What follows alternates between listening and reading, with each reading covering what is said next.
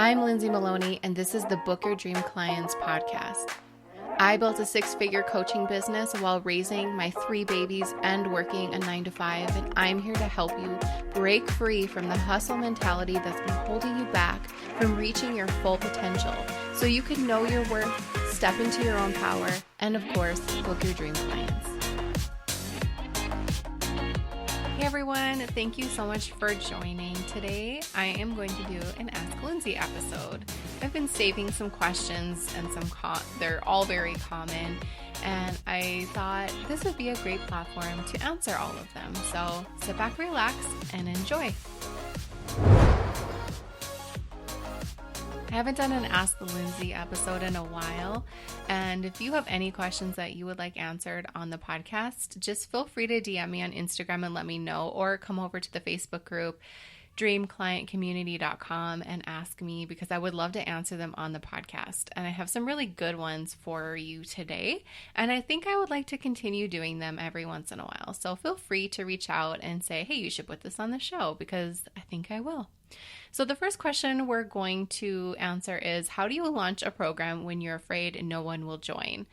Such a popular feeling and such a normal feeling, right? It's so scary to launch a program and not only fear that no one will join, but what if only one person joins, right? Everyone will say like, okay, we have the fear of no one joining is almost less than just one person joining. And I completely get it. 100% understand. But that all has to come back into, how do you believe in yourself, and how much confidence do you have in yourself? And do you believe in your program?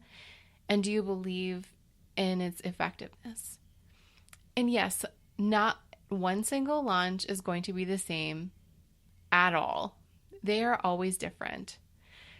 But what you have to get over is the fear that no one will join, because we know that if we fear no one will join, that's what's going to happen. If we're constantly talking about no one's going to join this, why am I doing this? This is going to be horrible. It's going to be embarrassing, blah, blah, blah, blah. We're doing all that negative talk. That's like printing out how your launch is going to go. So we can absolutely fear that no one will join, but then we have to acknowledge that and then turn it into something else. How can you take that fear and make it into something positive? So what I like to do is, when I launch and I'm feeling like, oh my gosh, how is this going to turn out? I have to flip it into something like, I am so grateful for the students who are going to work with me. I am so grateful for the students who chose to work with me. I am so grateful for the results that my new students are going to have. Turn it into something else. I think fear takes the wheel too much, and we have to take control, because fear is never really going to take us anywhere where we want to go, right? So ask yourself why you're letting the fear have control anyway. Are you using it as a way to just stay and play small? Are you using it as a way to just sit back behind your computer and never show up and do bigger, more uncomfortable things? Or are you using it as something that is going to keep you hidden from everyone so you won't have to, in quote, fail? I think I'd rather see you launch to no one than never launching. I know I'd rather see that. I'd rather see you go through the process and then come out of it with no students, but feeling amazing because you just did something that totally scared the pants off of you and like made you so uncomfortable. I'd rather see you do that, because once you get uncomfortable, you hit another level. Like you've just been climbing these stairs this forever, right? And you reach the top, and that's like when your muscles in your legs are like, oh my gosh, we have to go up more stairs. Like, I'm feeling uncomfortable here. But then you turn and you're going up another level. That's what entrepreneurship is. You climb a flight of stairs, you reach the landing, your body tells you, I'm tired, this is not feeling right, and you keep going. And the only way to go is up. If you choose to stop on stair 5 or the landing, where else are you going to go? I'd rather see you go up and just keep going than letting fear keep you down and never rising to see what's behind the next corner. Okay, question number 2. How do you handle deferred payments and refund requests? I love this question. And we had talked about it at a workshop about a month ago about refunds and who offers refunds, who doesn't.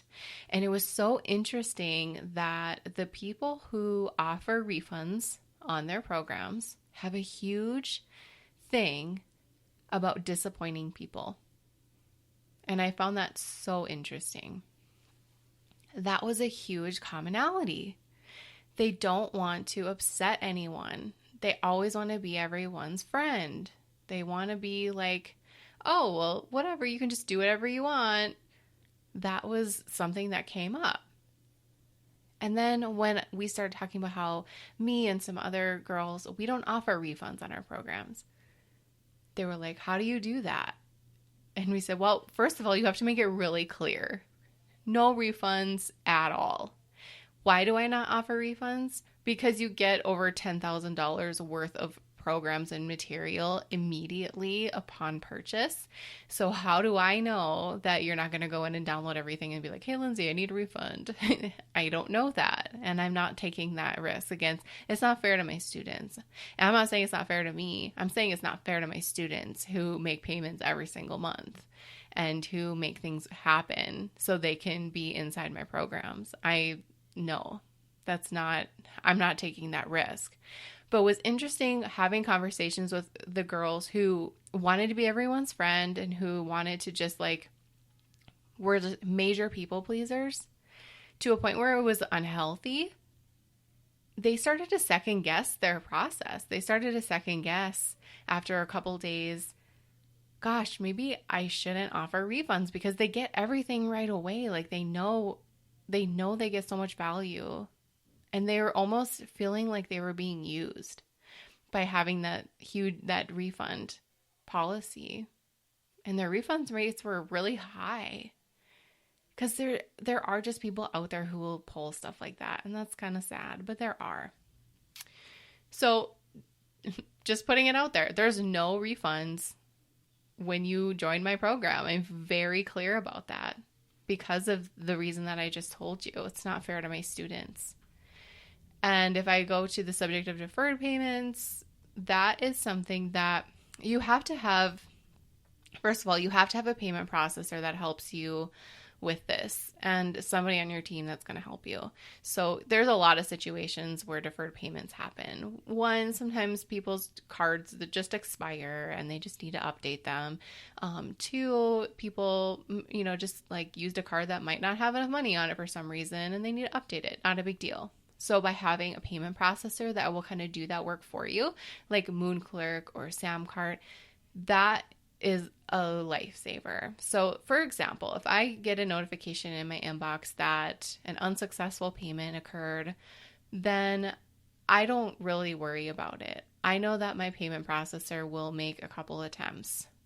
But if I do notice that this has happened a couple of times, then I have somebody on my finance team reach out to them on my behalf and let them know, hey, you need to update your card because 2 attempts have been made. Usually I'll do our processes. If 2 unsuccessful payments have not gone through, then we will reach out with further action. So you have to set up a process for that because it's a very small percentage that has happened, but you still have to have a process. So we have a process that we go through. We look and see how many times has this been unsuccessful, who's going to reach out to them, how are we going to reach out to them.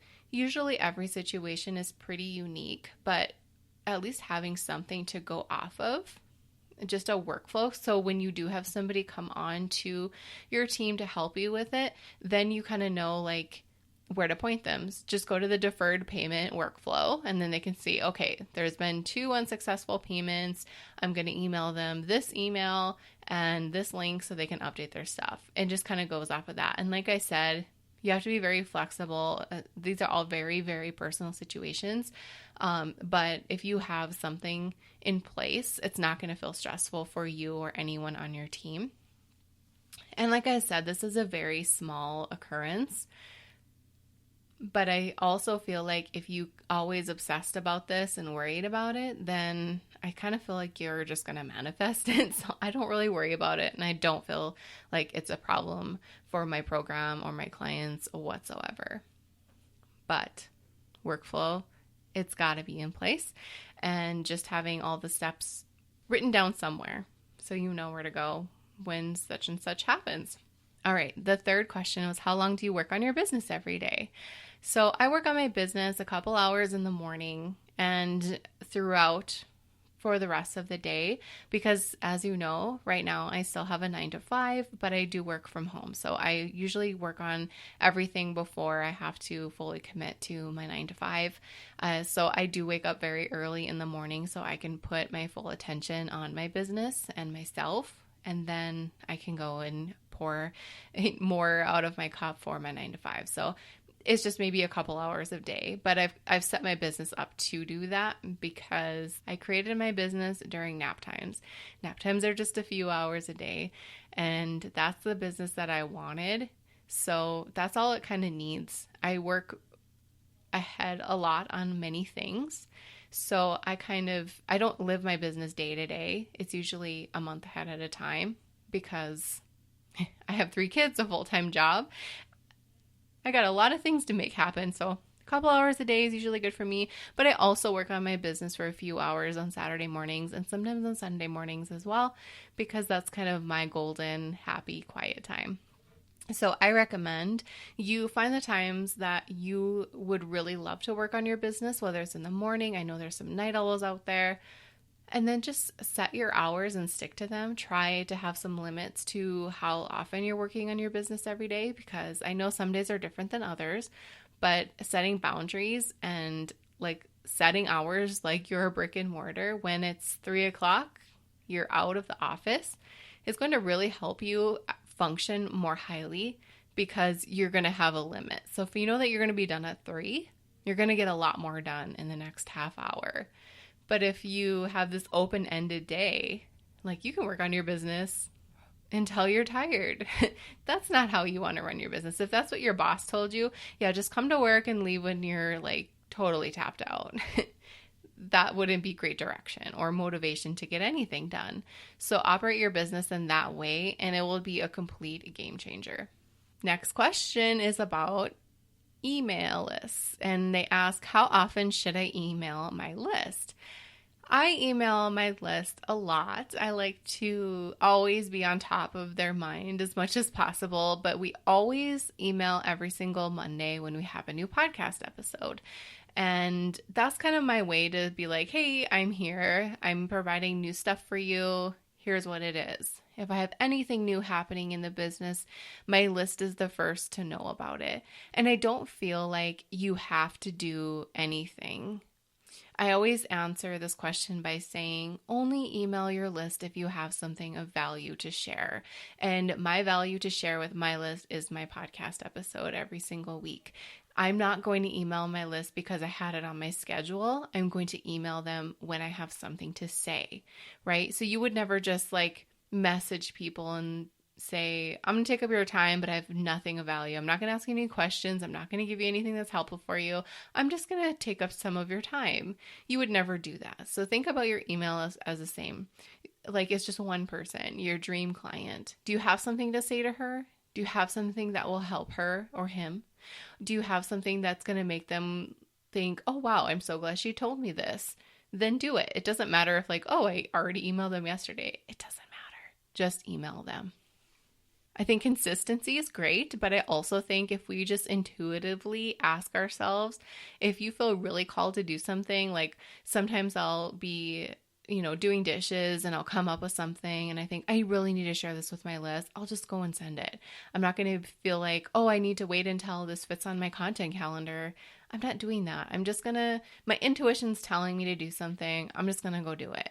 And that's how I want you to run your business. You don't have to say a certain thing at a certain time because that's what's on your calendar. If you want to say something, then just say it.